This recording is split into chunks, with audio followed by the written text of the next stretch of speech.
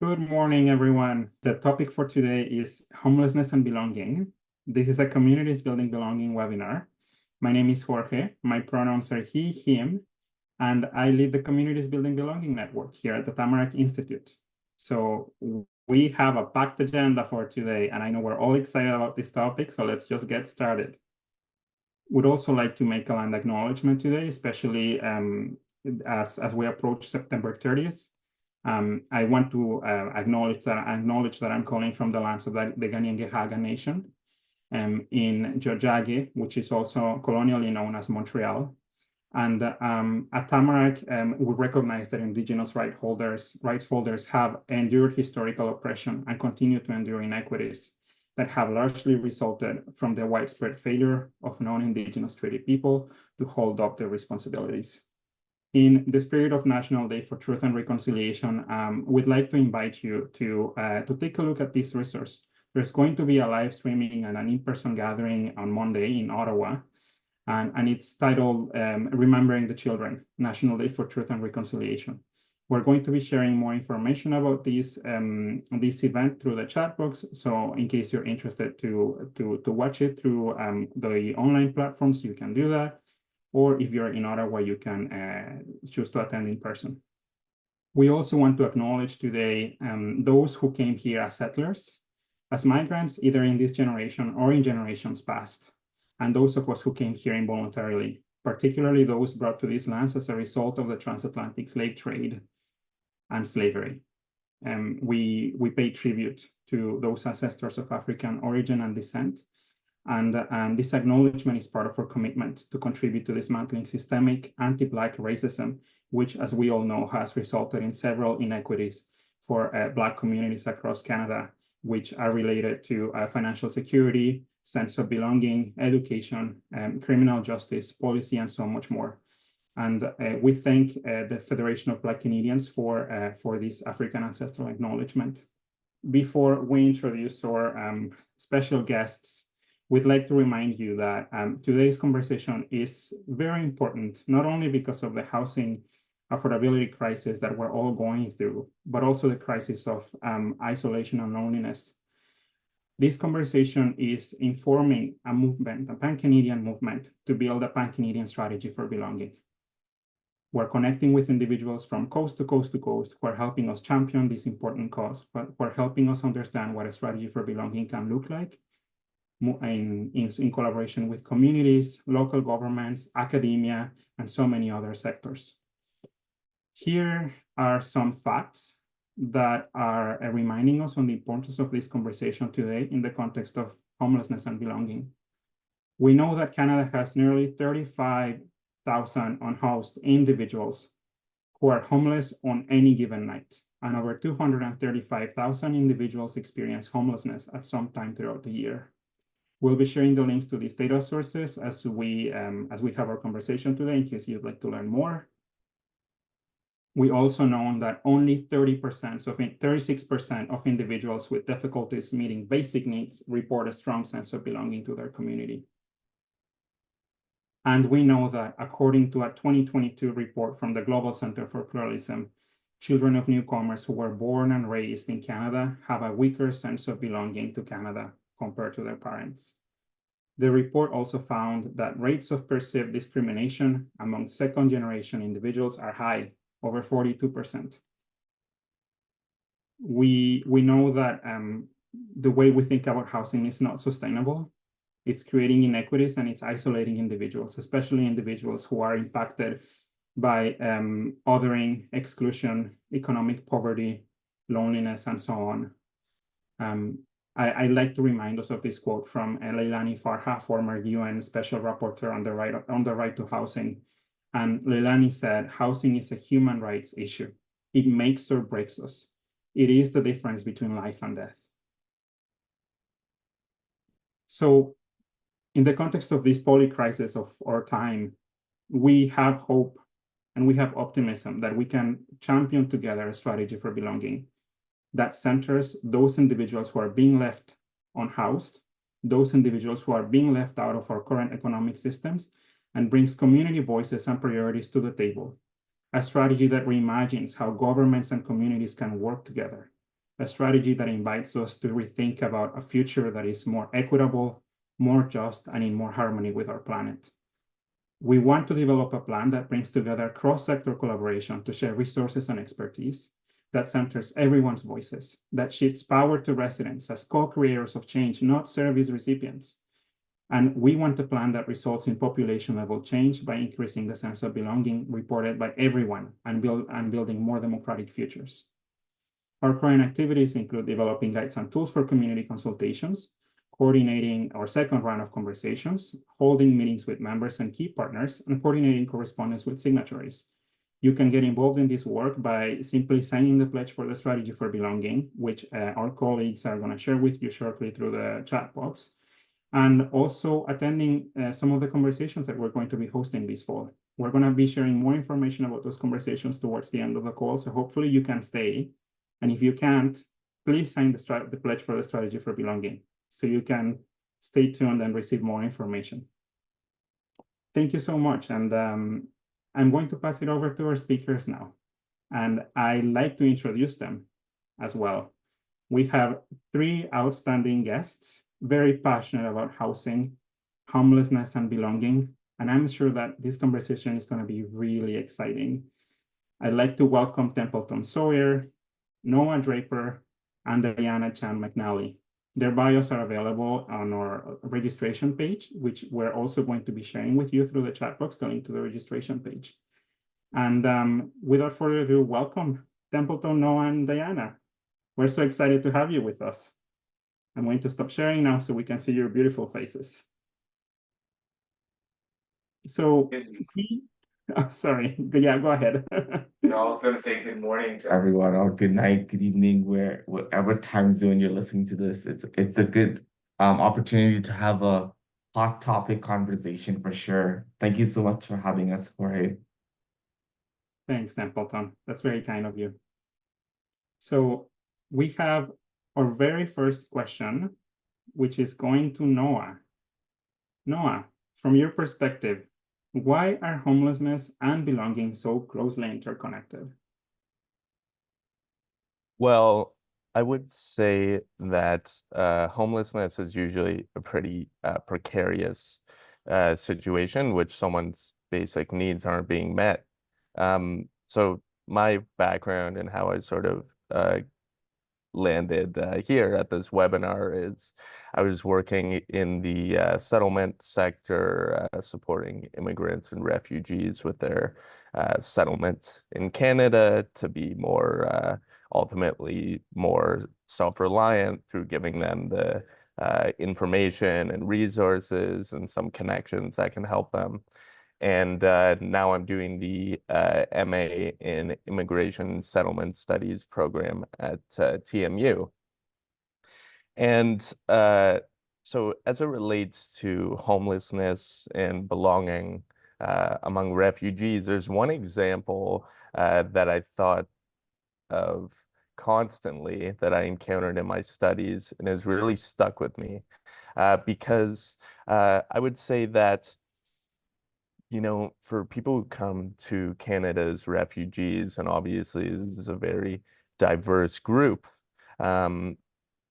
they've experienced a lot of precarity in an uncertain situation, from having to flee their homes and perhaps being in a refugee camp, and then coming to Canada, where they're also in a precarious situation, often with uncertain housing.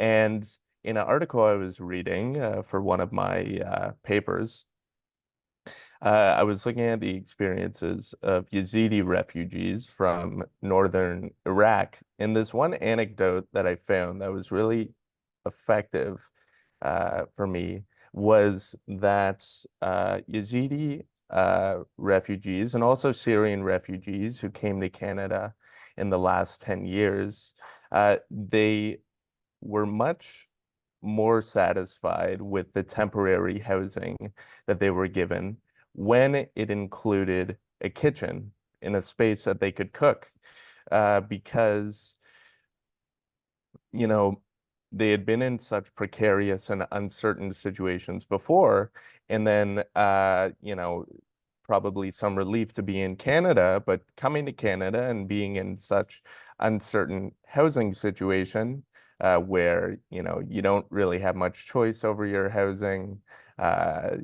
You might not be able to choose what you can cook even. In a situation of such vulnerability, being granted, you know, that newfound agency and that newfound sense of normalcy in Canada was a really powerful tool for these peoples.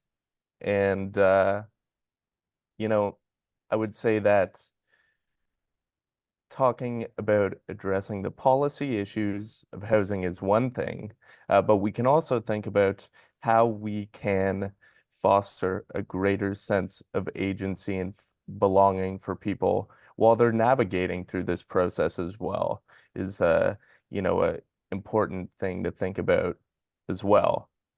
Some little thing that can be done to improve that sense of agency and control over their situation, even if we can't entirely, you know, resolve it, has a lot of value as well.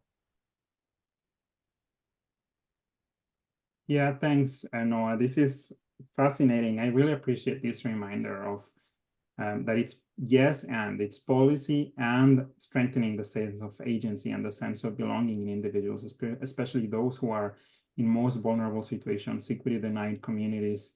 I also appreciate the comment that you made on how sometimes simple interventions like having a kitchen available for individuals who are transitioning between being unhoused and being housed can really make a difference. It can build community, and as it builds community, it can also bring stronger networks of support. And with these thoughts in mind, I'd like to ask you, Diana, this question on the root causes. We know that homelessness can be a very complex issue. It's fascinating to see how we have individuals from so many sectors who are approaching it, from the most technical ones to the ones that are working more in the community, at the community front lines. And I wonder if you have any thoughts for us on what are the root causes of homelessness in Canada, and how do several systemic issues have an impact on this crisis? Where to start?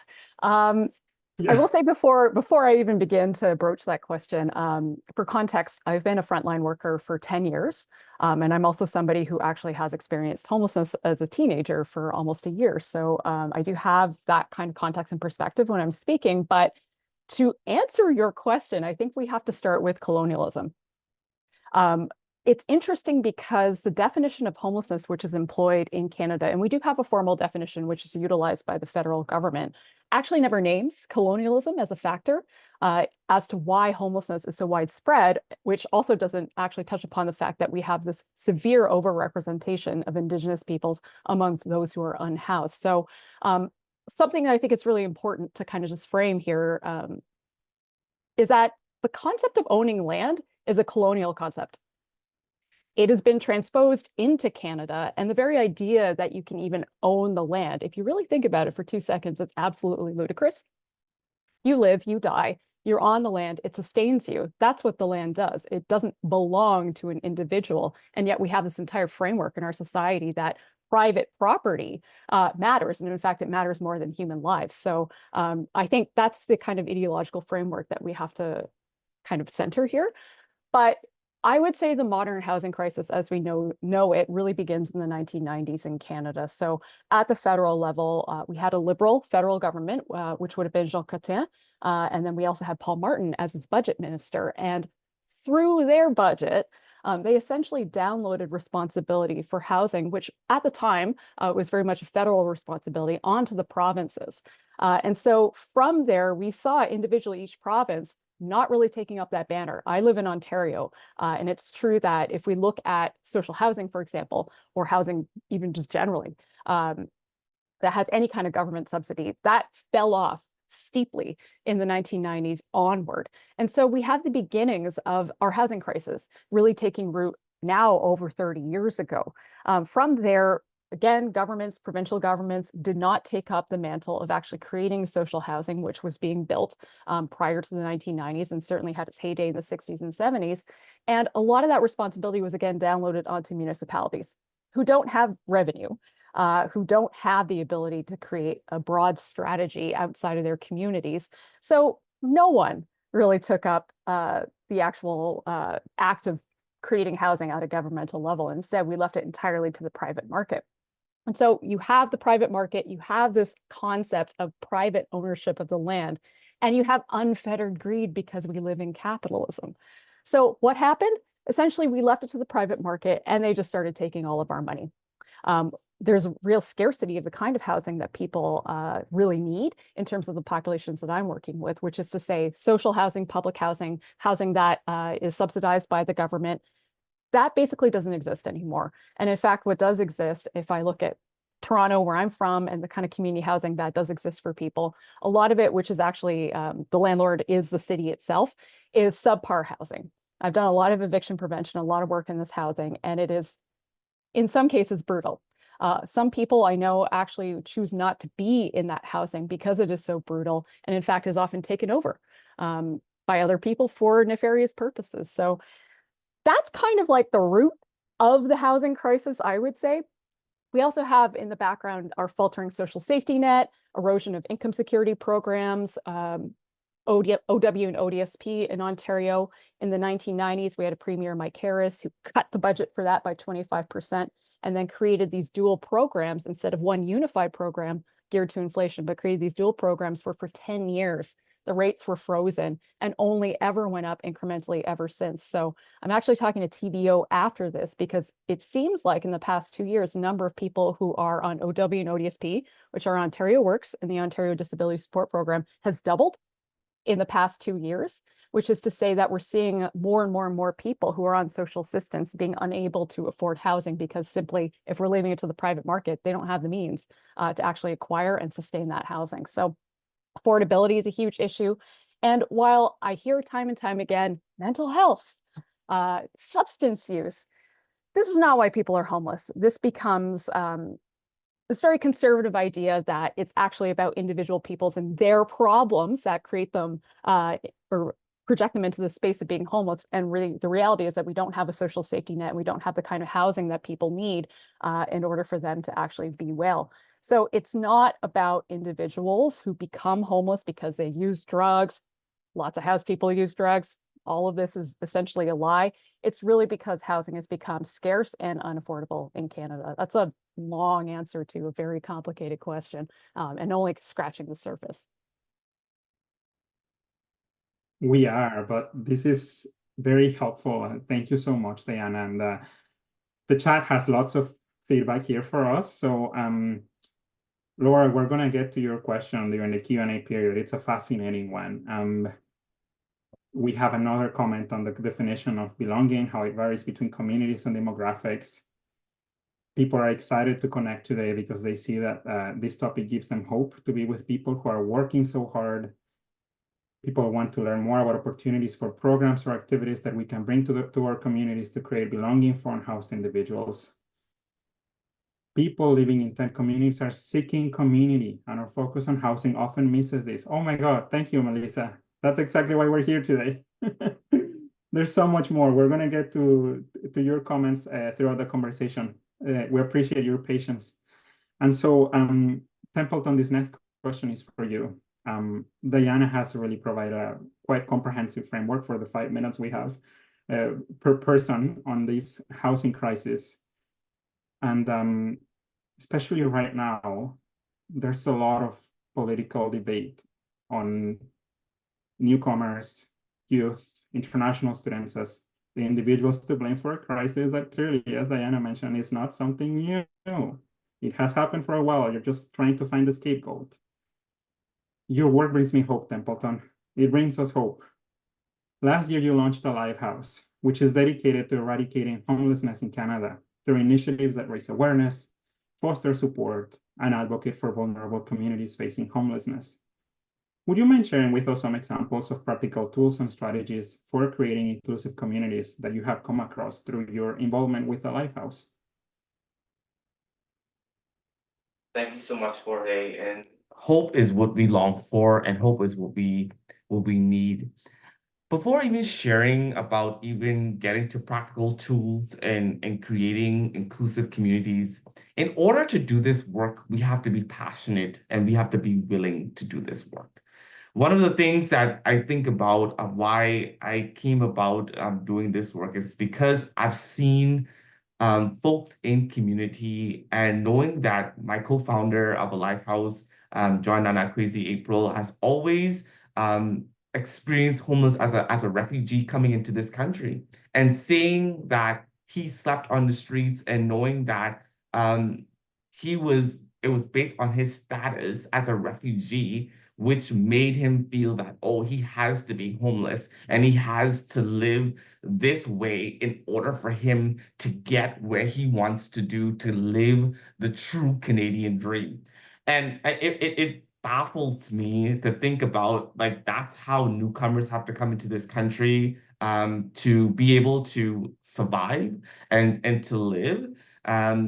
We need to treat humans as humans, and knowing the topic of belonging, they need to feel that they belong, knowing that they belong, knowing that they should be housed, knowing that they should belong in different areas of society, knowing that they should have a job and they should not be jobless in certain areas. And so when I think about different strategies and tools that I've come across, the power of community gatherings have been very important in part of this work.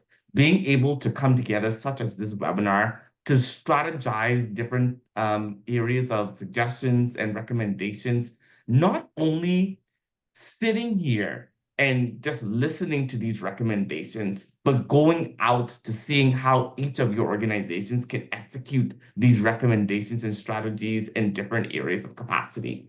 And also where your organization has capacity of funding to do this work, because funding is another area that allows us not to do a lot of work that we need to get done. Advocacy definitely is a bigger piece for sure, and advocacy goes a long way with different campaigns, doing different call outs and being able to do this. One of the things that a Lifehouse is definitely doing is being able to do blog sharing stories, being able to allow folks with lived experiences to be able to share their experience in different ways. And so we've just started that to provide space and being a catalyst in that area. Being able to have a true sense of role and resource mapping is really important for persons who are doing this work. There are a lot of resources. But one of the things that I've addressed specifically with a Lifehouse is that any resource we share has to make sure that these humans are going to a place where they feel safe, where they feel that they belong in different areas, because there's so much resources out there, and these individuals are going to these organizations, and they're not treating these individuals as humans, and they're not treating them as an individual. Instead, they're treating them as a homeless individual. I'm like, no, that's not. Take the homeless out and treat them as an individual. Welcome them into the space how you will welcome your family member into that space. And so it begins with humankind. All these strategies begins with humankind. It can be done without treating these individuals as humans. I can't stress that enough. And being able to build that way. So yeah, I leave it that way for now. Yeah. That's a mic drop, Templeton. Thank you for sharing all these reflections, and especially this piece on resource mapping. So especially when you're a newcomer or a person who is experiencing several inequities, it's very difficult to get a sense of how to navigate through the different support systems. So I'm grateful that you're highlighting this connection to resource mapping as a way of ensuring that individuals have a holistic support system. But as you said, it's not enough with just mapping resources. You gotta make sure that the people that are in those resources are people who are actually committed to the cause, who are fully on board, and who will not drop the ball in terms of making sure that the individuals get the support they need. And this brings me to, well, Diane, I'm just going to hold on the question for you because I'm noticing that we have more comments through the chat box.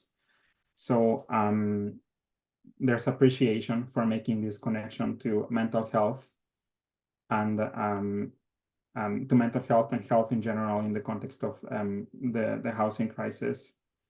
I also saw a comment on how individuals that are living in tents and encampments are already building communities. So there's a tension there in potentially like bringing an individual to a shelter, but breaking the connections that the person has to their community. Access to cooking facilities, an important part of creating culturally safe spaces. Great. There's lots of feedback here, and no worries, everyone. We're going to share with you a link to the recording and also any kind of resources that are shared through the chat. We're going to make sure you get them as well. Diana, in terms of community engagement and initiatives, so I wonder, how can local initiatives and community engagement play a vital role in addressing homelessness? Do you have examples of inspiring work that you're following these days? Sure. And I actually just want to pick up on that comment about the fact that people do have community already. It's just not, we're not inviting people into other spaces. It's essentially that the relationships that I see people have are some of the healthiest that I see ever, really. And they do have those community connections, but at the same time, they're really barred from having any participation in the policies and conversations, including the ones that we're having right now, into that policy development and the creation of spaces, creation of strategies.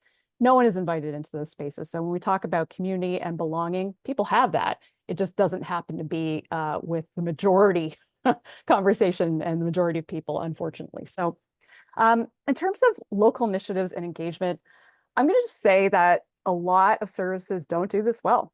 They do an absolutely abysmal job of actually getting people involved in shaping the services that they are actually using. They don't treat them rather as community members, but as clients, I would say. The relationship is not one of humanizing people, but usually rather one of medicalizing them, which is extremely problematic. We boil people down to diagnoses, to certain behaviors without actually seeing the whole person and never relating to them as though they are actually a human being.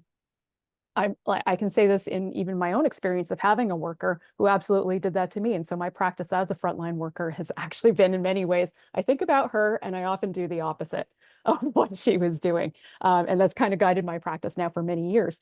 So I will say I would love to see organizations that are supporting people who are unhoused to actually create mechanisms, formal mechanisms within their agency so that people do have some voice, some ability to have input and control into how services are actually delivered. Sometimes this is formalized. I'm thinking of the Parkdale Activity Recreation Center in Toronto. They have dual boards. One board, which is the typical board that you would associate with a nonprofit agency. I don't think it has bankers on it, but typically you see like high-level bankers, Bay Street people, lawyers, et cetera, which always I found extremely hilarious because what do those people know about poverty in our services anyway? Generally, they don't know much. But Park has a second board that operates in tandem, which is composed of service users. And I think that's a really interesting model to have, where you're having a separated mechanism where they have guidance and leadership over how services are delivered. I think that's really interesting. I'd like to see more of this kind of structure, actual structural mechanism put in place in a lot of our agencies. Unfortunately, it's not happening as much as I'd like. That said, and I think there's some comments in the chat too about neoliberalism and about how we don't prioritize engagement, and I think that's true. And I think if we're talking about community, we have to give people spaces for them to actually convene themselves and have these discussions and have power. Again, not just over maybe services and individual agencies, but about policies that guide our society more broadly. I think about the Toronto Underhoused and Homeless Union, which is super rad.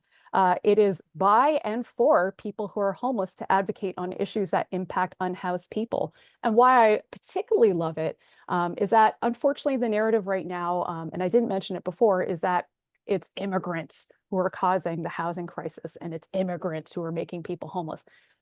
Excuse my language, that's bullshit. I just told you we've had 30, 40 years of policies that have not created the housing that people need. It is not immigration, particularly in the last 5 years, that are causing this crisis. It's government negligence now for many decades. So it's incorrect. But at the same time, we have this homeless union that has folks who have lived here many, many years, and also folks who are very, very new to Canada, convening and talking again about homelessness and the issues that impact different communities, different demographics, and creating those connections. I think that's so important to be building that community laterally, because the kind of structure of society that we live in now, we pit people against each other. People who have less, we say that other person who's also trying to get a few scraps, they're the ones taking away from you, when at the top we have people hoarding all the resources that we actually need. So I love the work that they're doing. And I also think mutual aid, just generally speaking, is one way that we can kind of counteract a lot of the systemic responses that are very poor that we see from governments. I'm actually at a point where I don't really have a lot of faith in electoral politics at all. I don't think the government's going to save us. I think the only people that are going to save us are us. And the only way that we can do that and push back on this idea that we have to wait for somebody to give us what we need is to actually engage in mutual aid responses.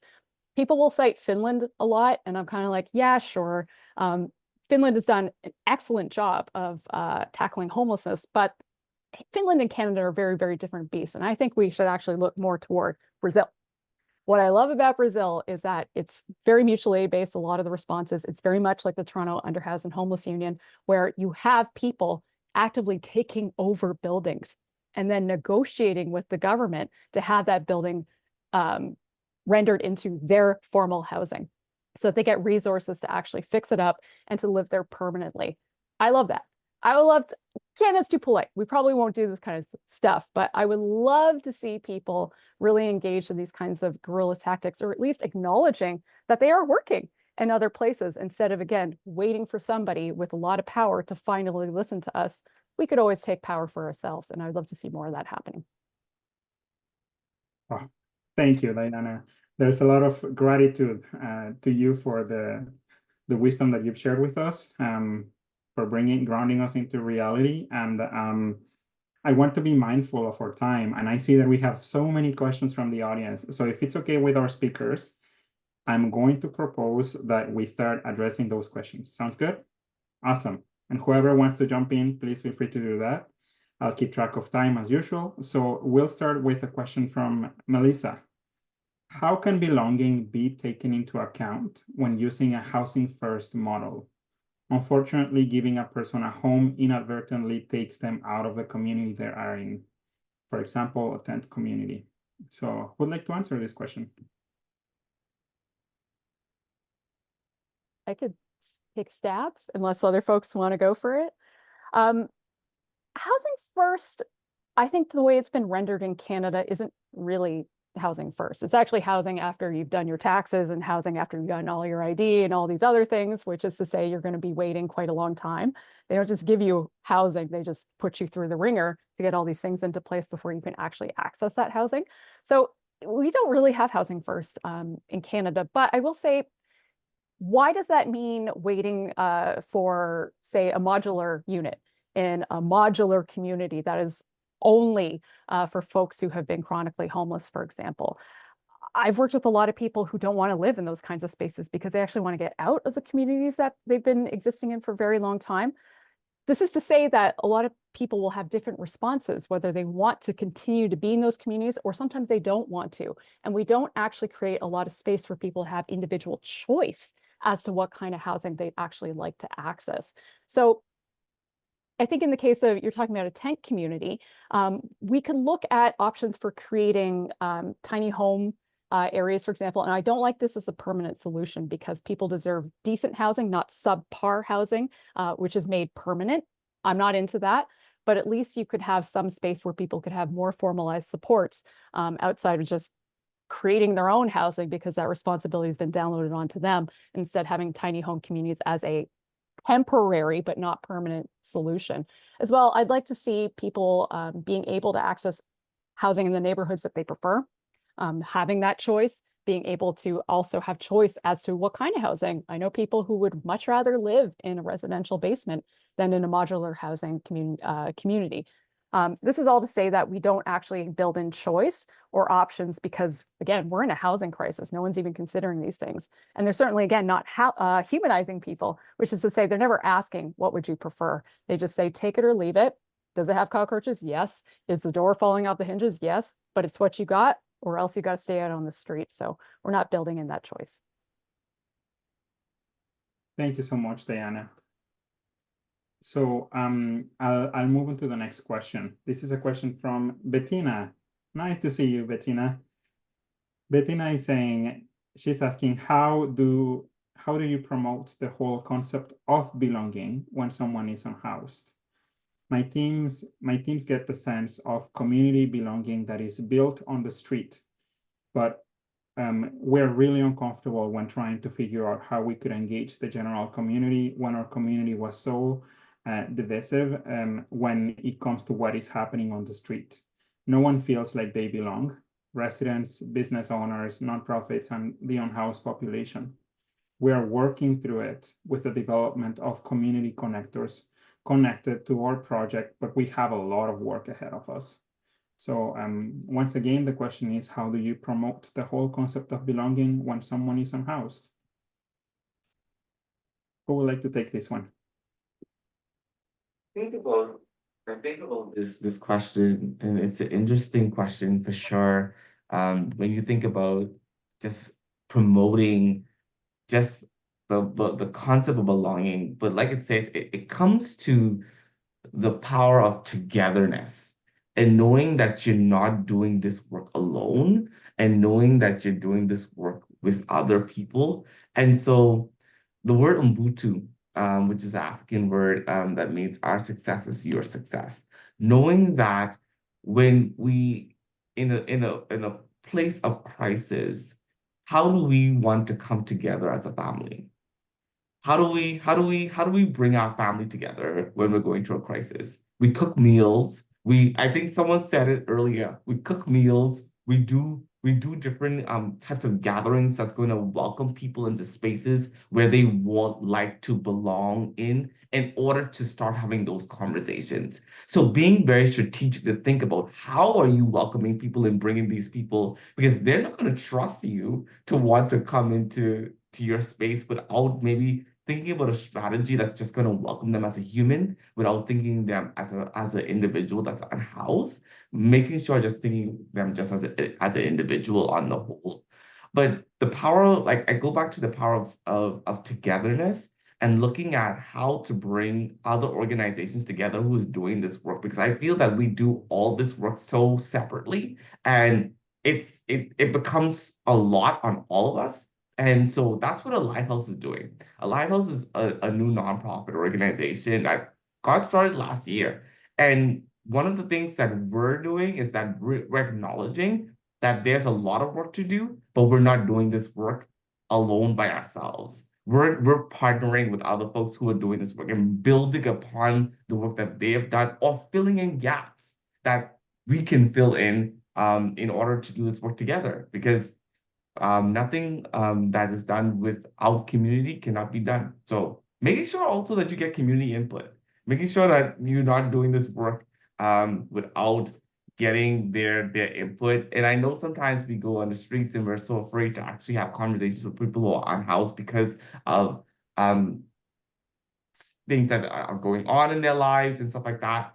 But being able to approach them with kindness and empathy, I think it's something that's really important because that's the best approach that people will look for, because they might feel that you might come at them looking at them and judging them. But if you look at them with kindness, it's really important to approach them that way. Thank you, Templeton. And this is sort of building upon the question that Sherry raised. Sherry said the issue of affordability is never going to change. Creating a connection is important, especially when moving people from the streets to housing. How are you addressing that issue that people are left feeling isolated once housed and lack the support they had with friends and fear losing housing if they have company or guests? Would any of you like to add any thoughts to Sherry's comment? Well, I think a bit of a challenge is, in one way, we talk about there being an affordability and a housing crisis, but Canada is a very big country, physically very big country, and a lot of it's, not like the best space to live on, but a lot of it we could be living on, and uh, people we're struggling with Toronto housing due to affordability issues and a lot of demand in that area. Uh, I would imagine that they want to be where there's opportunity and where there's community. So I think that people will maybe go to, places that are currently more remote, if there's more community and opportunity available in those places. Um, Countries like Japan and Taiwan are very interconnected countries where even the smaller cities are very populous cities with a lot going on. And I think if there were more places in Canada where there could be more community, more opportunity, more liveliness, more opportunities to start businesses, it would help where it's not having adequate housing or having belonging. Yeah, thanks, Noah. That's quite insightful, and I appreciate that all of you are also bringing examples from countries besides Nordic countries, countries that we can also learn from that are doing great work. It's also part of decolonizing our thinking. And Sherry has another question, and I'm gonna leave it to you to respond through by text if that's okay. And the question is, what do you think of the new HART program? I assume it's the Housing Assessment Resource Tools project. Maybe I'm wrong, but being introduced, how do these have a chance of creating the sense of connection people need? So I see Diana is already typing an answer. That's great. Thanks, Diana. So in the spirit of time, I want to cover as many questions as possible. We have a question from Sarah. Sarah is asking, do you have any suggestions about how to navigate the phenomenon of pushback from the nonprofit sector, where their interests are different because the persistence or existence of unhoused people ensures their own continuation? When we ask them to make spaces where the unhoused can cultivate their own power, are we asking them to plan their own obsolescence? I think we should plan our obsolescence. I think our job is to put ourselves out of the job. I shouldn't have, well, I actually don't have a job because of funding cuts in my sectors because homelessness is so underfunded, but I'm also very comfortable with the idea that we shouldn't have the sector at all. And in fact, it's ludicrous that we continue to exist. And in fact, that homelessness continues to spiral out of control. I kind of want to marry this a little bit with the previous question about creating connection. And one thing that really I struggle with in my sector is that more and more, and I facilitate workshops and education on working frontline, I get asked for de-escalation workshops, and I keep hearing again and again these concerns that people don't know how to manage behaviors. You're not there to manage anyone's behavior. And frankly, a lot of the way that people react to things is absolutely based in trauma. It's based in not being heard. It's based in just being denied resources again and again and again. And their frustration is absolutely valid and not something to be managed, but something to be listened to. I hear more and more people just being like, I need more training to understand how to respond. No, you just need to be human and you just need to have a conversation as though people are people. To the point of building relationships and community, as workers, we need to stop making this separation like we're not both human beings. It doesn't mean that your relationship is like a friend relationship, but it is a real human relationship. And oftentimes what I see is that when people do finally get into housing, if they get into housing, sometimes the thing that helps to keep somebody there is a worker who continues to check in, continues to support somebody through what is actually a very difficult transition for a lot of people. A lot of that PTSD, a lot of stuff will come bubbling up for folks. And if you don't have that emotional support, what often happens, sadly, is that people die. Often within 2 to 6 months after actually being housed. So as a worker, even if I'm not assigned as a case manager, I'm still checking in. I'm still making sure someone's okay so that they know that there's somebody they can talk to.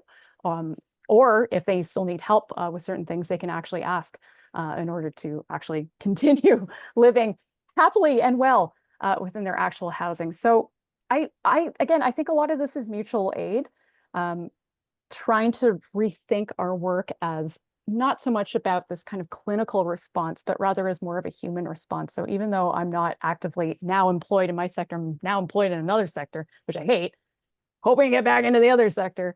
I'm still doing a lot of this work just because I have those relationships and I take it seriously. And I think it's important for us, again, to treat people like human beings first and foremost. Thanks, Diana. I really appreciate your answers. I'm conscious of time, so we're just going to answer one more question, whoever wants to answer it. And the question is from Laura. There is a humanitarian crisis of homelessness in Edmonton. How do we help new shelters and our new neighbors to feel like they belong, even though our shelter is in an industrial area? The shelter system is definitely a piece that I've actually had lots of conversations of belonging and knowing how to make sure to distinguish. A lot of shelters are filled with a lot of newcomers, and it's something that needs to be addressed because newcomers and refugees who come into this country, they don't come into this country as homeless individuals. They come into this country as such where they are looking for a new opportunity.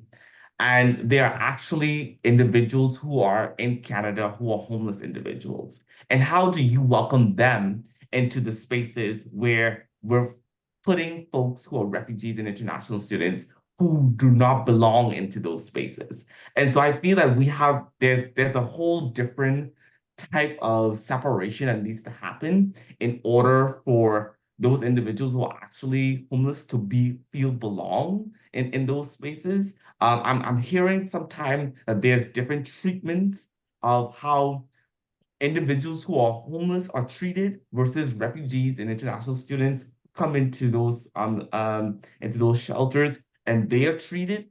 Everyone needs to be treated. It goes back to what Diane says as humankind and knowing that they all belong versus depending on their status, depending on, it doesn't matter. It doesn't matter of their status. It just that they came for safety, act of safety, and we should treat these humans as such. And so everyone should have the luxury treatment. I feel like that's something that we should be teaching. And also knowing that shelters do need more funding. They do need more adequate funding in order for them to do this work because they are not able to keep doing this work without that.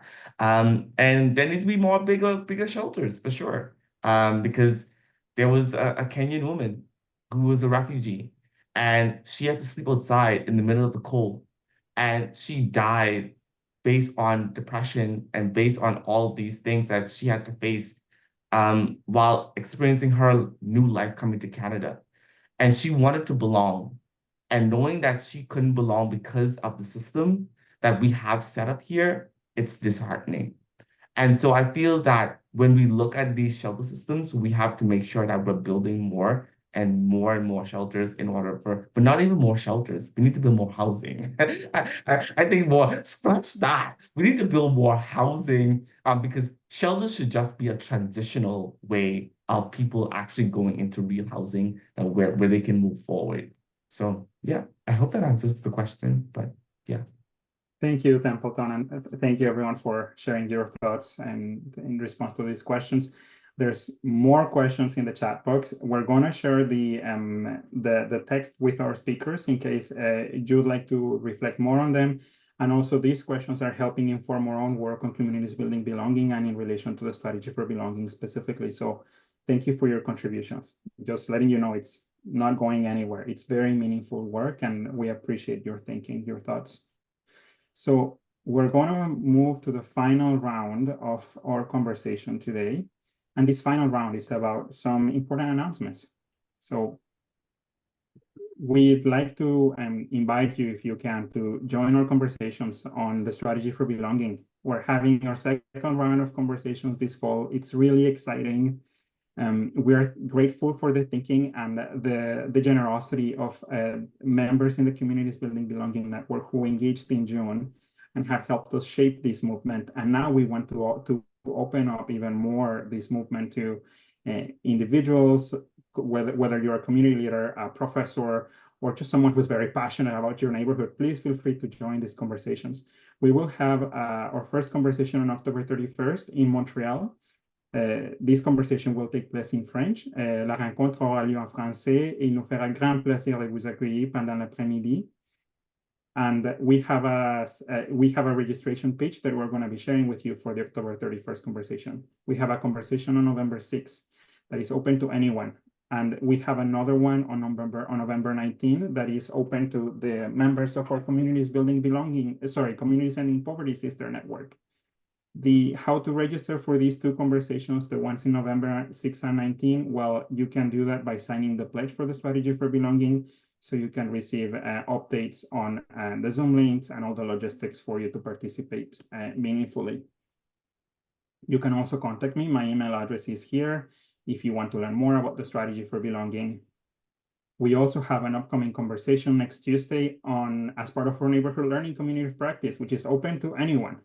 And it's on the role of neighborhood associations in building belonging, with our dear partners from Iowa Heartland Habitat for Humanity. Or a friend, Jenna Peterson, will be sharing some insights from her working with neighborhoods that, as you can imagine, can be very complex work, also very rewarding.